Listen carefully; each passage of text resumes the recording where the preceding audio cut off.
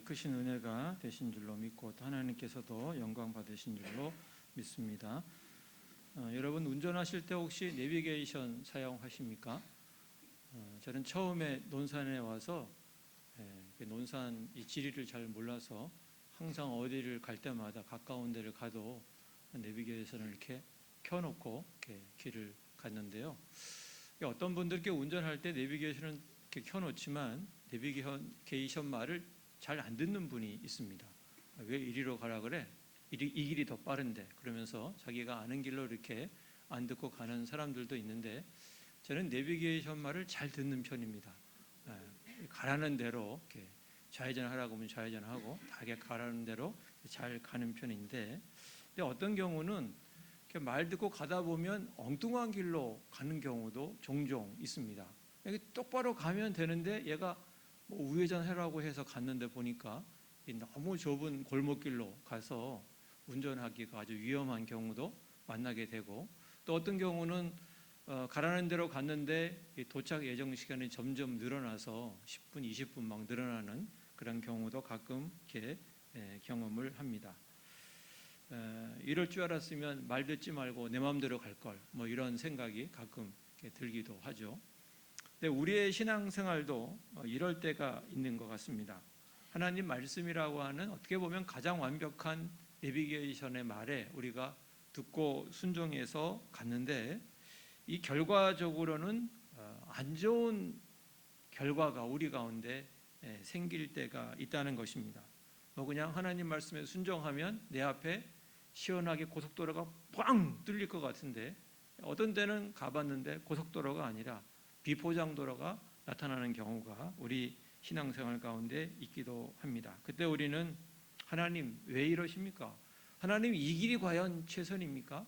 정말 왜 이렇게 내 길을 인도하십니까? 하는 그러한 하나님에 대한 그러한 질문의 생각이 들기도 합니다.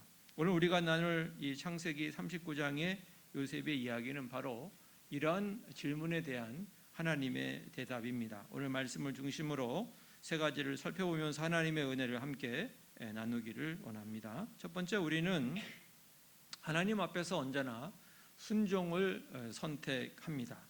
오늘 본문의 요셉은 자신의 인생 가운데 어떻게 보면 매우 강력한 그 유혹 앞에서 그는 순종의 길을 선택했습니다.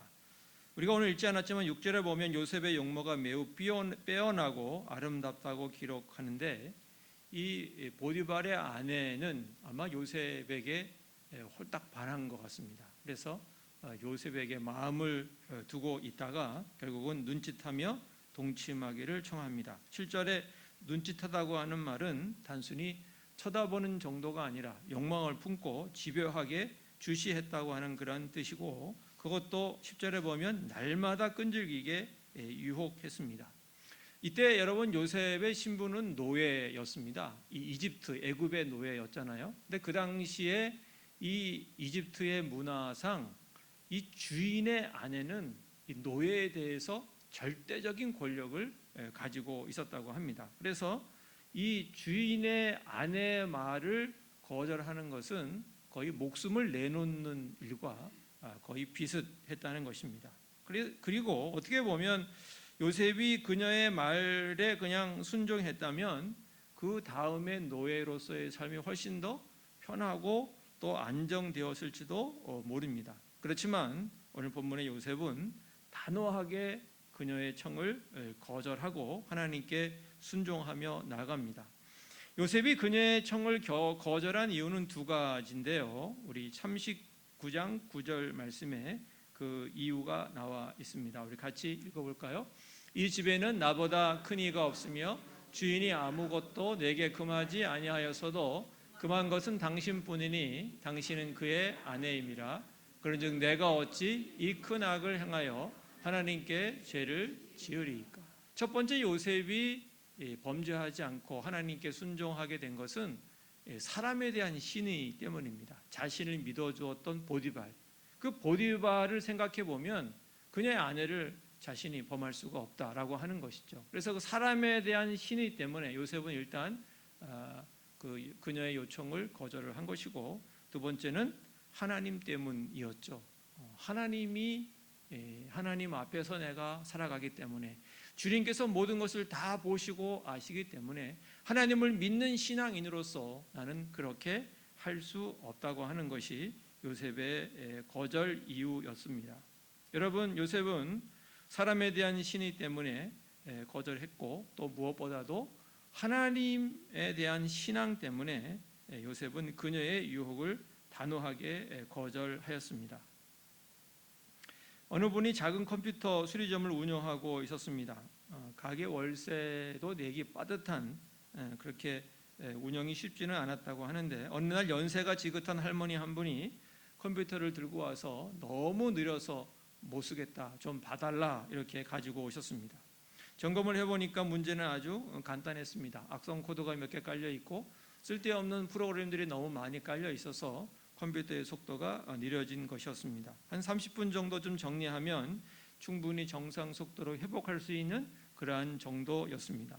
근데 그때 이분의 마음속에 어떤 사탄의 유혹이 찾아왔습니다. 어떤 유혹이냐면, 야, 할머니는 컴퓨터에 대해서 아무것도 모를 텐데 뭐 메인보드에 문제가 생겼다고 하고 다 이거 갈아야 된다라고 해서 좀 한 번에 월세 문제를 좀 해결해 볼까 하는 그러한 유혹이 그 마음에 찾아왔다는 것입니다. 순간적으로 갈등하던 그분의 마음속에 그런데 하나님의 말씀이 들렸습니다.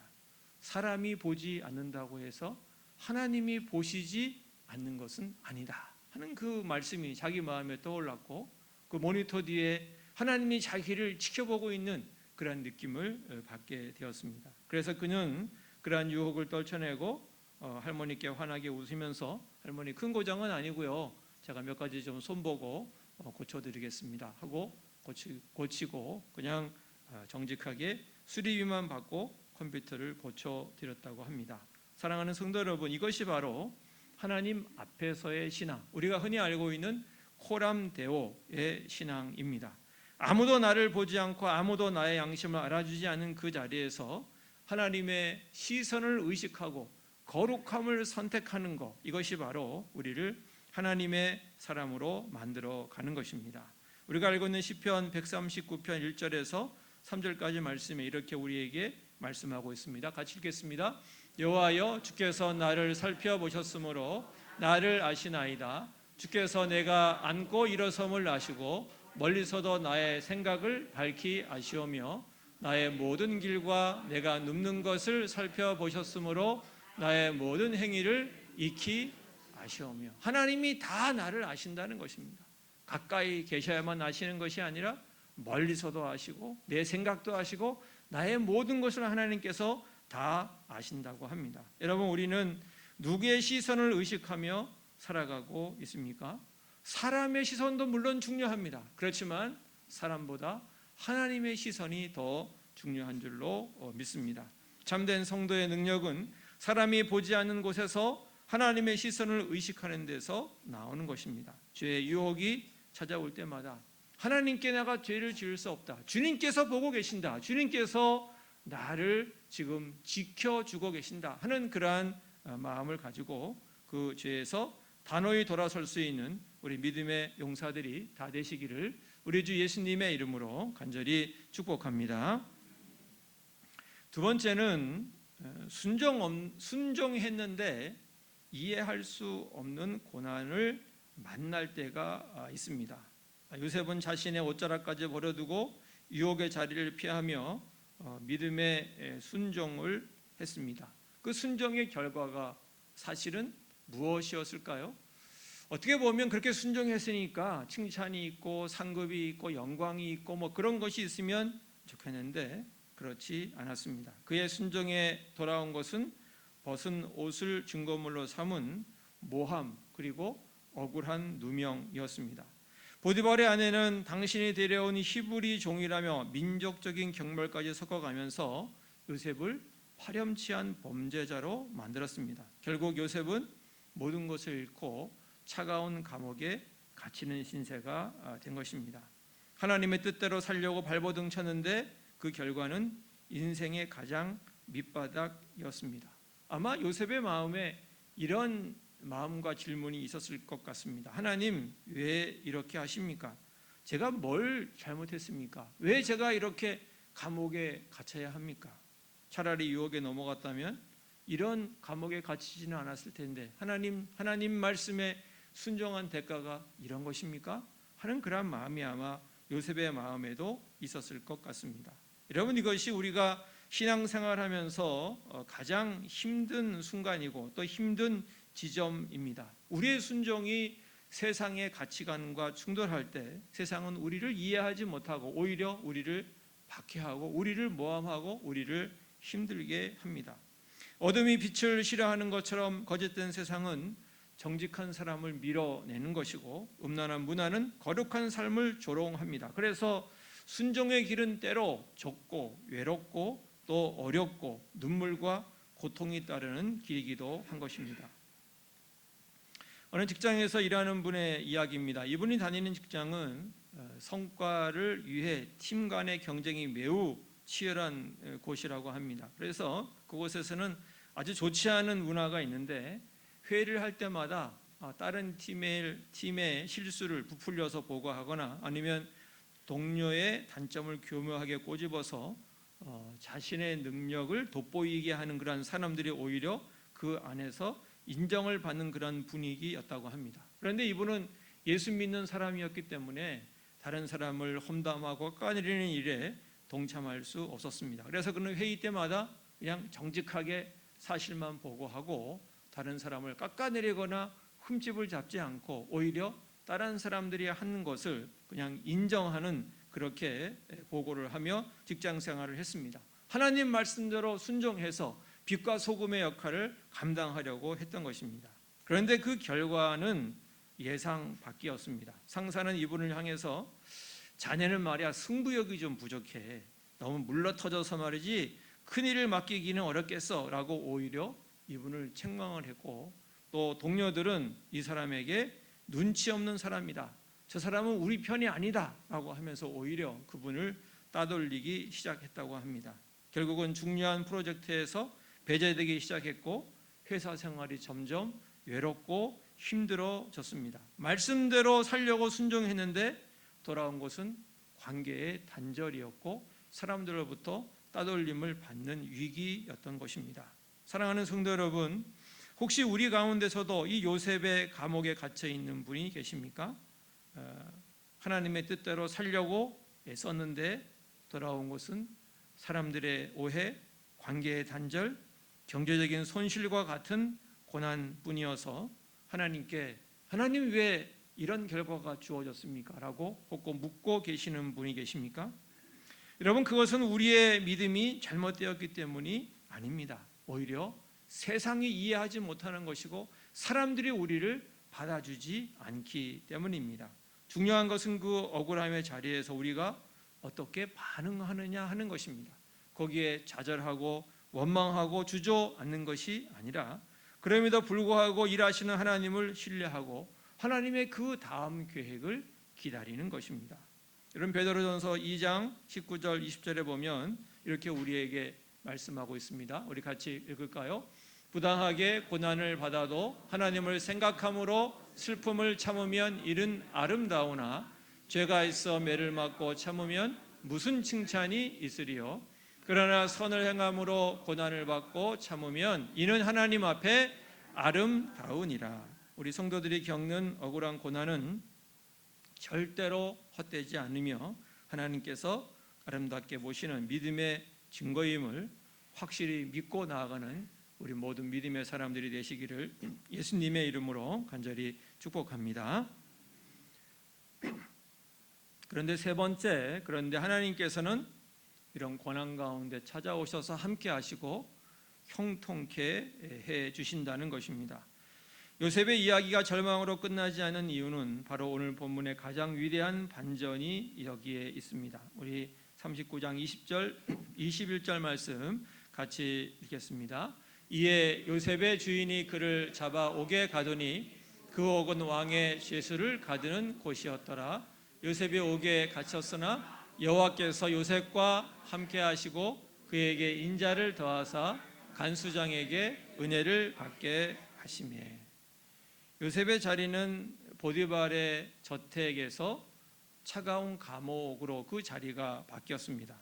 그의 신분은 신임받는 가정총무에서 이제는 파렴치한 죄수로 추락했습니다. 이렇게 모든 것이 다 변화되고 바뀌었지만 변하지 않은 한 가지가 있었는데 그것은 바로 여호와께서 요셉과 함께 하셨다고 하는 것입니다. 하나님의 함께 하심의 증거는 이렇게 나타났습니다. 하나님이 그에게 인자, 다시 말하면 변함없는 사랑과 은혜를 더해 주셔서 간수장의 눈에 들게 하셨습니다. 보디발의 집에서 있었던 일들이 감옥에서도 똑같이 일어나게 되고 그런 감옥에서도 모든 실무를 책임지게 되었던 것입니다. 하나님이 여전히 그와 옥중에서도 여전히 그와 함께 하셔서 은혜를 베풀어 주셨습니다. 그리고 39장 23절에 보면 이렇게 말씀하십니다. 같이 읽을까요? 간수장은 그의 손에 맡긴 것을 무엇이든지 살펴보지 아니하였으니 이는 여호와께서 요셉과 함께 하심이라. 여호와께서 그를 범사에 형통하게 하셨더라. 마지막에 형통하게 하셨다라고 하는데 어떤 분은 이렇게 물을 수 있습니다. 하나님이 함께 하셔서 형통하게 하실 거면 감옥에 가기 전에 좀 막아줘서 감옥에 안 가게 해야 그게 진짜 형통이지, 무슨 감옥 간 다음에 형통하게 한다는 것이 무슨 말이 되나, 이런 생각을 할 수가 있습니다. 그러나 하나님께서 보여주시는 형통은 우리의 생각과는 좀 다릅니다. 우린 형통하면 그냥 일이 잘 풀리고 문제가 없고 그냥 성공하고 돈 많이 벌고, 그러니까 이런 것을 우리는 보통 형통이라고 생각하는데, 성경에서 말하는 형통, 히브리어로 찰라흐라고 하는 이 형통은 하나님께서 함께 하셔서 하나님의 목적지를 향해서 성공적으로 나아가고 있는 상태를 성경에서는 형통이라고 말씀을 합니다. 비록 그 길이 감옥일지라도 감옥 안에서도 여전히 하나님께서 원하시는 길을 따라서 그 길을 지금 가고 있을 때 주님께서는 그것을 형통이라고 말씀한다고 하는 것입니다. 감옥 안에서 형통, 어떻게 보면 말이 안 되죠. 아니 감옥 가는데 뭐가 형통이야? 그건 형통이 아니지라고 우리는 생각할 수 있는데, 그러나 하나님은 감옥 안에서도 형통하다고 말씀하십니다. 감옥 안에서도 하나님께서는 그를 하나님의 길로 이끌고 인도해 나가시기 때문입니다. 세상은 감옥 밖으로 나오는 것을 형통이라고 말하지만 하나님은 감옥 안에서도 하나님이 함께 하셔서 하나님의 목적지를 향해 인도해 나가는 것을 형통이라고 말씀하시는 것입니다. 세상은 환경이 좋게 변화되는 것을 축복이라고 하지만 하나님은 환경을 초월하는 성령의 임재가 가장 큰 축복이라고 말씀하시는 것입니다.